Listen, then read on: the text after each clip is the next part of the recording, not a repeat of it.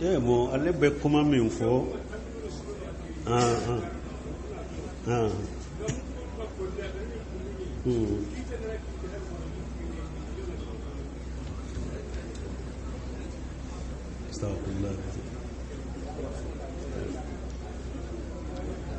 alaka hakrinyuman dama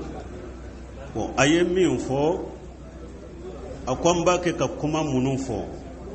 tauhidika kuma munun bake ka fo sunnaka ni nunun deredo qiyama segeli na agulila minye anka sisote ko bara bambolode ay la milke bara bambolode aw mbalbon ni ala sunna fana ko be nin jode la koy ante se ka be fo yere ka perpere latige parce que amba do ko do be yere nan kam banda bo akoro famu masama ko be nin jode la koy anka sisote odi ya to ni an kan nyana ma ya chogo yere laje ambe nyana ma ya chogo mi kallaje mimbe qur'ana kono mimbe hadisa kono mimbe ewa salafu saybo ka tabolo kono koy banan kan nyana ma ya chogo bila nyukon koro anni dina be ko mi sanni dugu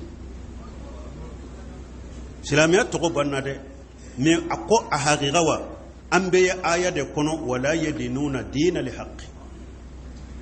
ambe dina kono de me dina cinyalamate koy dina cinyalamate nko ode yato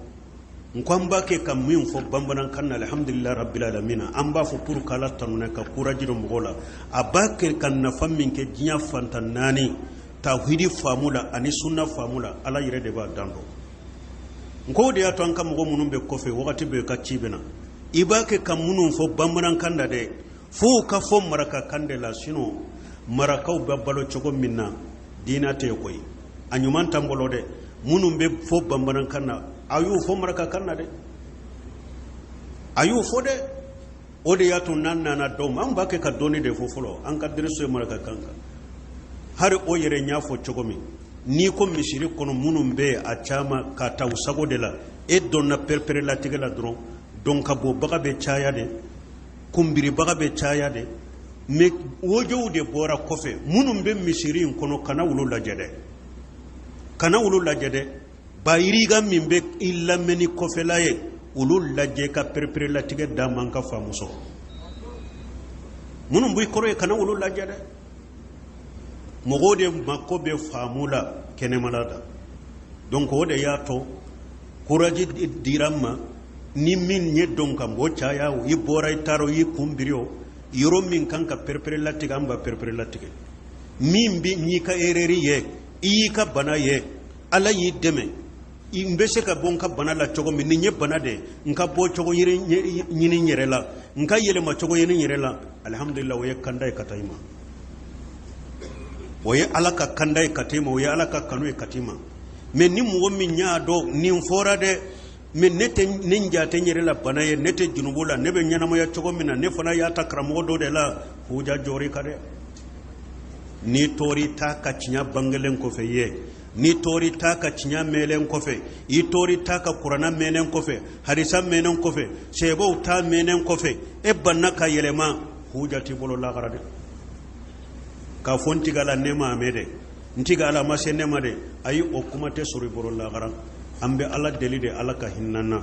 wode yato antum be dina kono wode yato hari muso deri su sababula hari muso chaman de dina fam ko ciyala mali sunna min tumbe ya mali e yere ka kuma antum be islamiya ko nante foy bo foy la me ja huruba sunna de tumbe mali ya sunna haqiqate huruba sunna hari muso yere bo fo denye sisa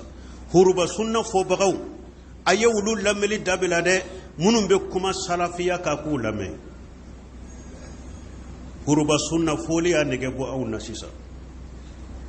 huruba sunna foli munye yiwanu hijibiya uluka wajulu chogo anya fo chogo mi bombo si bawla finu tigelendo muso hijabulendo jogo be fo doro dolomi be fo doro tawhid te fo sunna te fo shebo katabule te fo ulude to ko huruba sunna fo bagaw onko ambe min fo mo wiye dina haqiqa de kanyini tawhidin kiden ka sunna jama kulu saba in ka taabolo ni ka faamu kan ala ka hakiliman d'amu